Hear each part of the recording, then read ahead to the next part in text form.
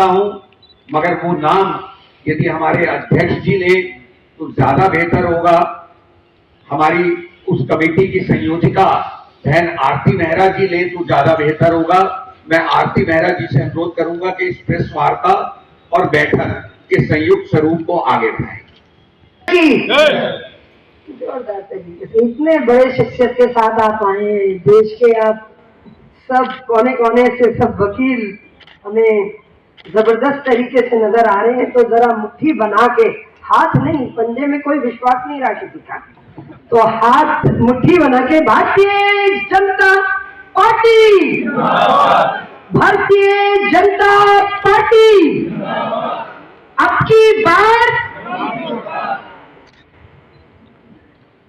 इस मंच पर मेरे बड़े प्रिय युवा सशक्त दिल्ली प्रदेश भारतीय जनता पार्टी के अध्यक्ष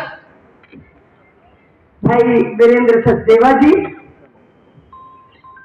हमारे दिल्ली प्रदेश के महामंत्री बहुत प्रिय भाई हर्ष Malhotra ji,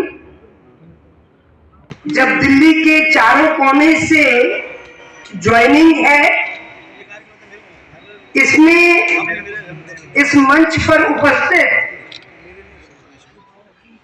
Dwarka court bar association के प्रदीप सहरावत जी, प्लीज जल्दी जल्दी आए। वापसी जैसे जैसे घर वापसी हो रही है, तो मैं बहुत दिल की गहराइयों से स्वागत करती हूँ। जितने वकील भाई जो आए हुए सबका मैं तहे दिल से स्वागत करता हूं कि आप लोगों ने मुझे उत्साहित किया कि बीजेपी ही इस देश का उद्धार है।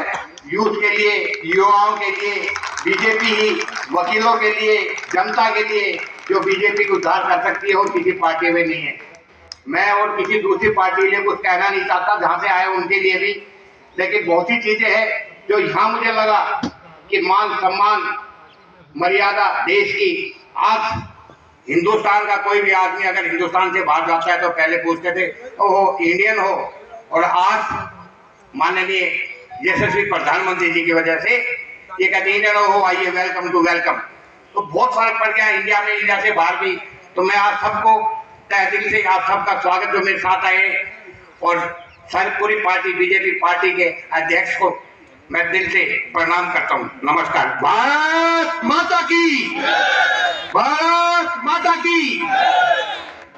धन्यवाद।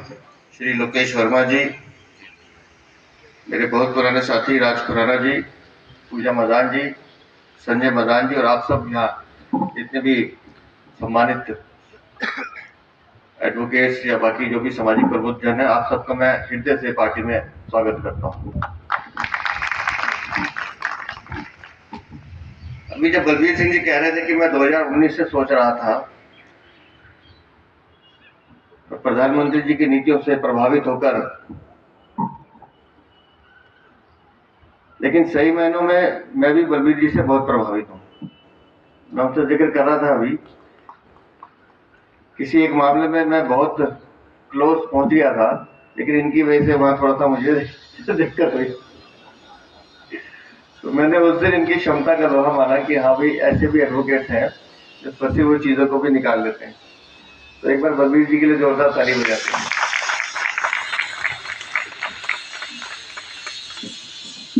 दोस्तों, सही मायनों में हम सौभाग्यशाली हैं जो हम इस इरा में रह रहे हैं। मेरा सौभाग्य है कि मैंने प्रधानमंत्री जी को नजदीक से देखा है, मुझे उनके साथ बैठने का अवसर मिला है। मतलब इस तरह के महापुरुष होते नहीं हैं, ये सदियों में आते हैं। उनकी जो थॉट है, उनका जो विश्वास है और उनका जो विजन है, अद्भुत है, कमाल है।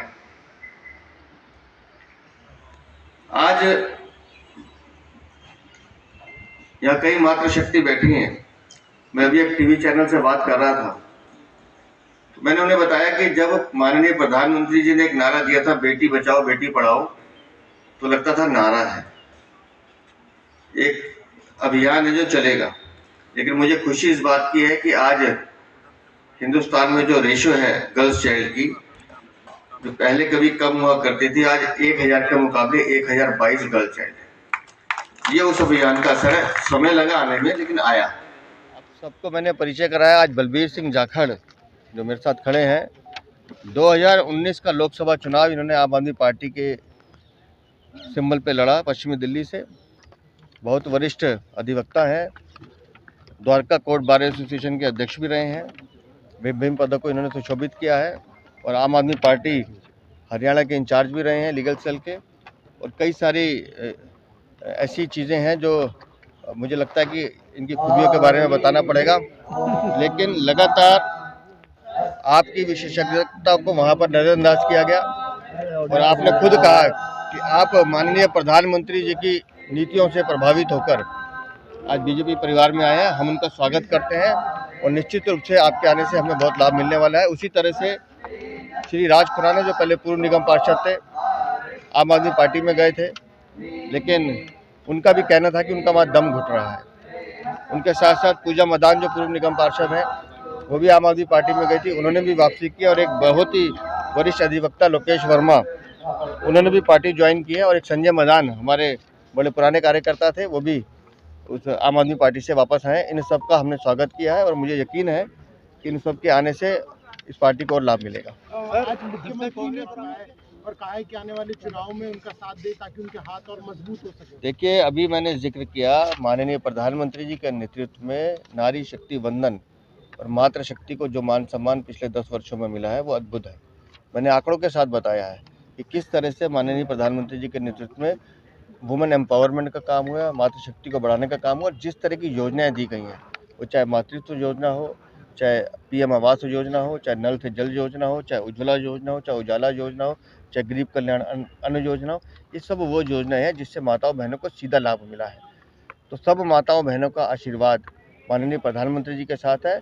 अरविंद केजरीवाल की झूठी घोषणाएं सिर्फ अरविंद केजरीवाल तक ही सीमित रहती हैं, क्योंकि जिन घोषणाओं को वो कर रहे हैं, जिस राज्यों में पहले की वहाँ इम्प्लीमेंट नहीं हुआ, दिल्ली में वृद्धावस्था पेंशन मिल नहीं रही है लोगों को, तो आप कहाँ से बजट लाएंगे, कहाँ से पूरा करेंगे? सब हवाई बातें हैं। और पिछली बार तो बजट भी कम किया उन्होंने, शिक्षा के क्षेत्र में कम कर दिया, स्वास्थ्य के क्षेत्र में कम कर दिया, पर्यावरण के नाम पे कुछ कर नहीं रहे हैं।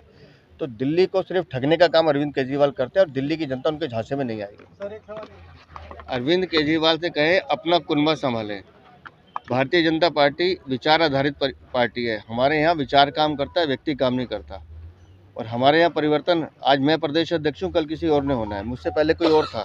तो हमारे यहाँ कार्यकर्ता चुनाव जो लड़ता है वो कमल का सिंबल लड़ता है, कार्यकर्ता की शक्ल हम नहीं देखते। तो इसलिए हमारे विधायक भी अच्छा काम कर रहे हैं, हमारे सांसदों ने अच्छा काम किया था, हम ठोक के कह रहे हैं। और आने वाले समय की 7 सीटें हम प्रधानमंत्री जी के नेतृत्व में अपने काम के, अपने विकास के बल पर जीते हैं। सर, जिस तरीके से आम आदमी पार्टी का दामन छोड़ के आज भाजपा में शामिल हुए हैं, क्या लगता है कि 2019 से जो इंतजार कर रहे थे वो पूरा होगा?